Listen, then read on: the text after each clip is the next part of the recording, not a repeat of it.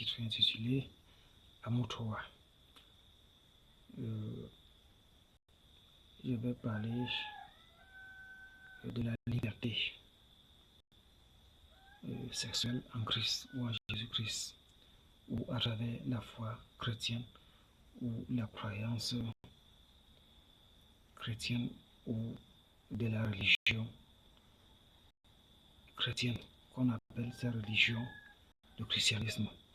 Bon, en fait, on regarde à travers les âges passés, de l'Ancien Testament jusqu'au Nouveau Testament, où à partir de Jésus on parle du christianisme. Le mot christianisme vient des données complètement culturelles à partir de la Bible, où les gens vivaient certaines des coutumes que Dieu n'avait rien contre, ou certaines des cultures que Dieu était d'accord, ou même certaines des traditions. Par exemple, à l'époque des Juifs, voilà où Père Abraham est sorti, les gens vivaient certaines tendances religieuses à partir des traditions, à partir des coutumes, des cultures, tandis qu'eux étaient complètement mondaines et qui ne servaient pas Dieu.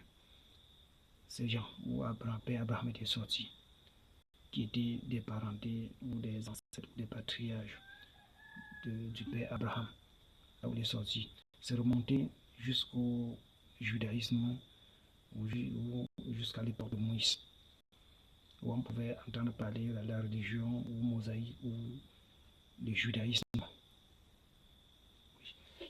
Ça marchait, c'était cette combinaison-là. Et là, au sein, il y avait des tendances, des formes, surtout dans la loi de Moïse, des façons, des manières de servir Dieu, que ce soit au sens local ou au sens externe. Des personnes qui passaient et qui faisaient leur vœu à l'Éternel en fin d'année, ainsi de suite. Vous voyez, donc il y avait des formes, des façons. Ces personnes pouvaient avoir certaines des façons, tandis qu'ils étaient des étrangers, ainsi de suite, venant d'autres cultures, de traditions, de coutumes, et ainsi de suite. Donc c'est l'ensemble de tous ces comportements au sein d'une ville ou d'un pays ou d'une communauté ou à travers un système sociable ou d'association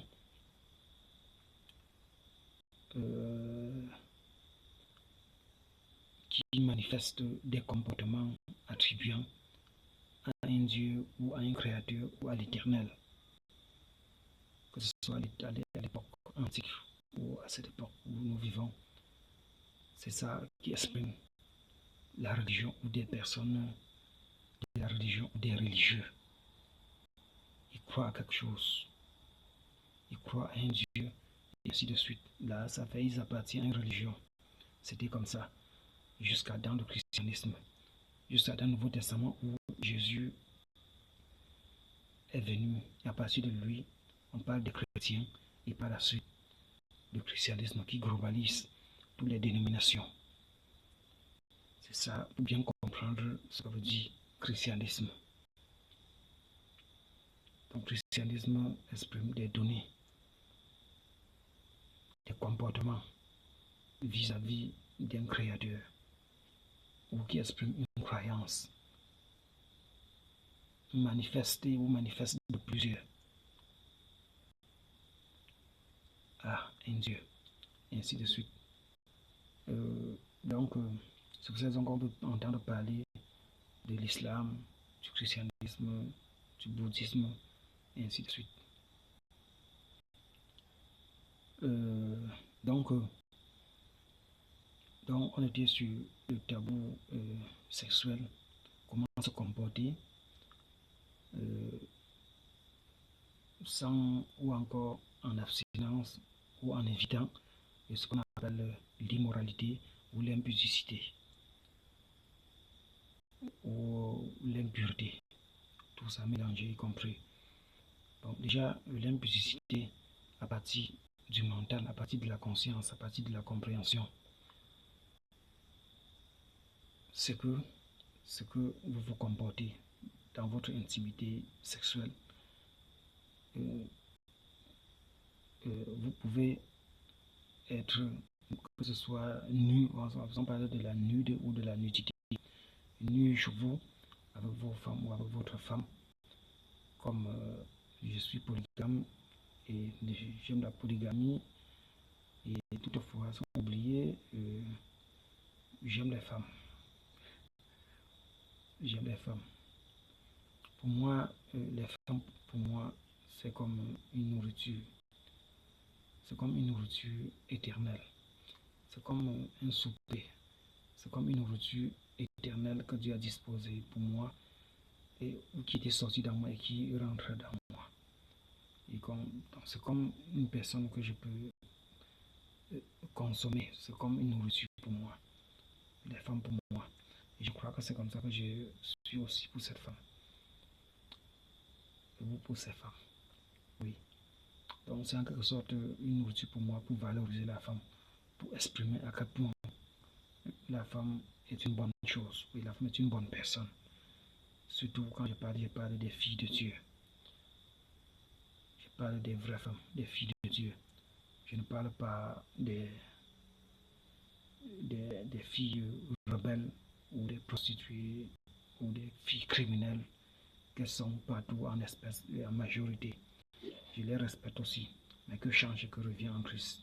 Mais je parle particulièrement pour mes sœurs en Jésus-Christ. Bon, donc pour évoluer,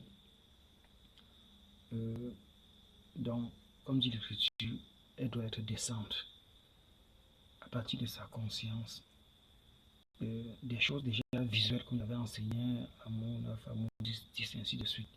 Ce n'est qu'une visualité où une personne peut regarder étant accompagnée de sa compagne et dans sa chambre, dans sa pièce et ça calme. Si cette personne amène ça dehors, il pêche.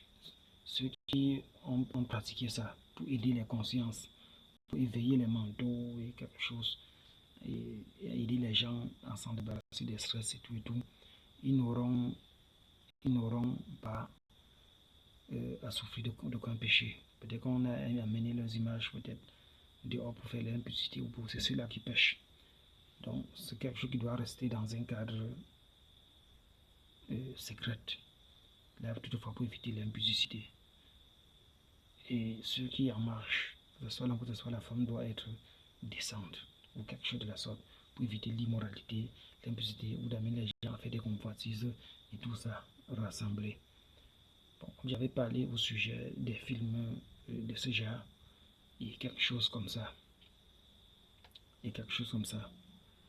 Et en prenant l'exemple, quand pour certains qui remontent le moral et des choses qui est faites pas seulement par conviction, mais qui est faite d'après le but d'aider, de rendre service ou de rendre ministère, c'est complètement autre chose.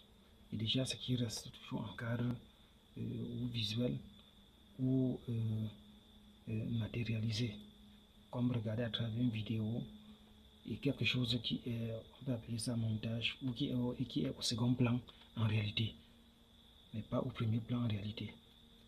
Au premier plan, dans des cadres visuels, ainsi de suite. Ça n'a rien à voir avec la réalité. Et pour compléter, tout aussi comme dans Romains chapitre 3, quelque chose de la sorte, au sujet d'échange de femmes, ou entre frères en Christ, ou c'est une réciprocité dans ce sens d'ensemble ou des relations ou conjugales ou pratiques ou quelque chose d'inverse qui dépend d'après l'entente qui est entre certains ou des frères ou certains des sœurs, ainsi de suite. Pour ceux qui désireront ou pour ceux qui tiendront à ce que ça soit une entente entre eux et leur femme, ainsi de suite. Et Dieu accorde cela afin que la jalousie puisse s'en débarrasser des cœurs ou la méchanceté.